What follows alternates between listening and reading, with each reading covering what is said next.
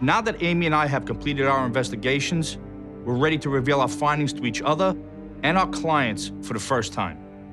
So guys, I'd like you to meet Amy. Now, this walk was so physically hard on her that she asked us to move the reveal here to your home.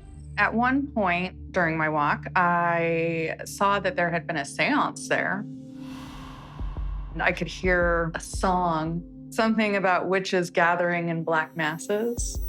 With all of the residual energy that's there and everything else, this is absolutely not the place for anybody to do that. They talk to the dead every day with EVPs and stuff.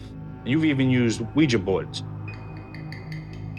Yeah, I enjoy talking to them because we get intelligent responses. When I talked to Michelle here, she said that regardless of what your suggestions are, she's not gonna stop talking to the dead no matter what. I talk to the dead. Just be aware of who you're really talking to. Right. 'Cause there's a lot of going on up over there. Yeah. Okay, so what else? I encountered a little boy. He changed form into a really big black, like praying mantis kind of thing. That's when I realized this wasn't a little boy at all. I figured out that he's some kind of low-level, like, demon.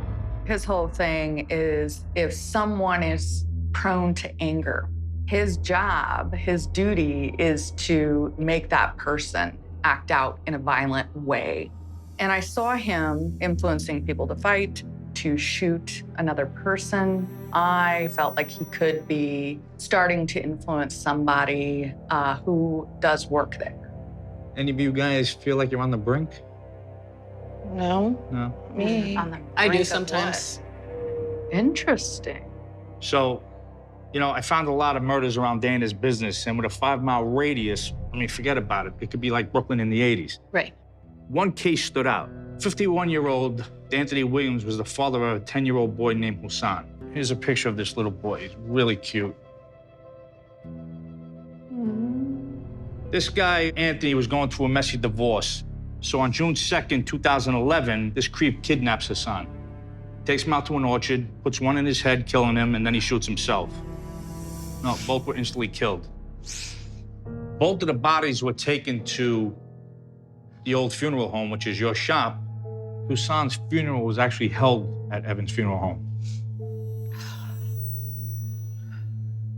I've got a big place in my heart for kids, and it hurts. Amy, is it possible this demon influenced Anthony to shoot his son? It's highly likely simply because he's been functioning for a long time here. And I did have a sketch done of what I saw him doing.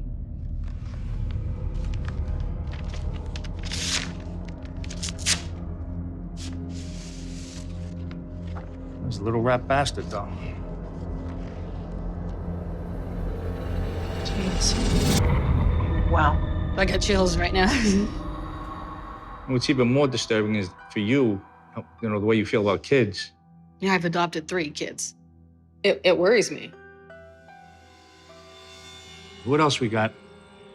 One of my biggest concerns is this male that I encountered. He's very tall and very thin. I got that he had some association with the location or the land around it.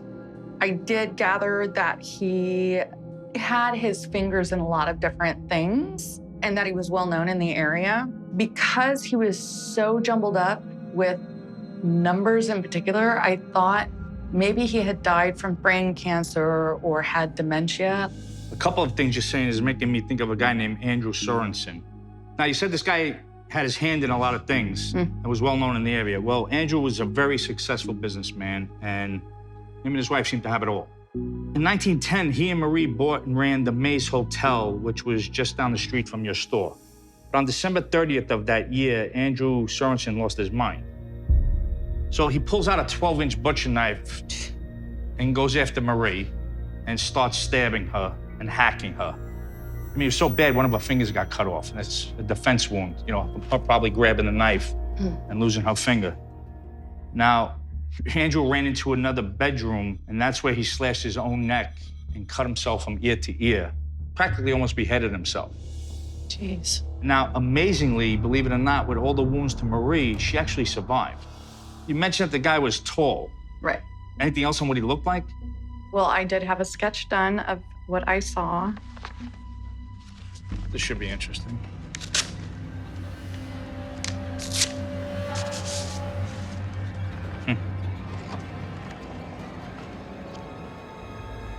Dana should look at that one. Yeah. Yeah. That's him. I've seen this tall man standing, and he had a suit on. That's the crazy thing, is he had a suit on. Well, I'm a little freaked out about the guy that was in the bathroom with me. That's his office area. So, now, Ava, you described to me like a heavy presence. A few different times, but one in particular, I was by myself. I thought that somebody was actually in the building. I heard the footsteps, and I turned around, but there was nobody there. Do we think that's all this guy? Yeah. I'm a little nauseous right now, honestly. You said you were really worried about this guy, Amy. How come? He's got anger problems. During the walk, he was like putting his hand on my shoulder. Then he was like putting his arm around my waist. And every time he would touch me, like massive anxiety. You mentioned customers getting touched, right? Yes. We've had a few customers touched, things thrown, hair pulled, butts touched. The thing here that I'm worried about is that he easily makes attachments to living people.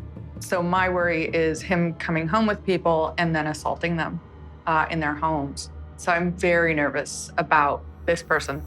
Honestly, and it's not something I've told anybody, I wake up at night choking, and it kind of scared me.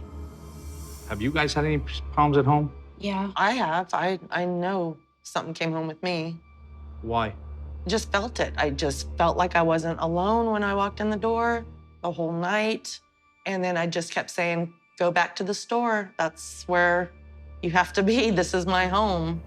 How about you? One night there was like a dark presence in the bedroom, and I felt like something sit down on the bed. So is it possible that he's going home to all 3 homes? Well, it's a possibility. This is something that, people have a hard time with, is that he can be in multiple places simultaneously. He's, pissed. I'm a little overwhelmed right now. I didn't expect it like this. I don't even know how to put into words what I'm feeling.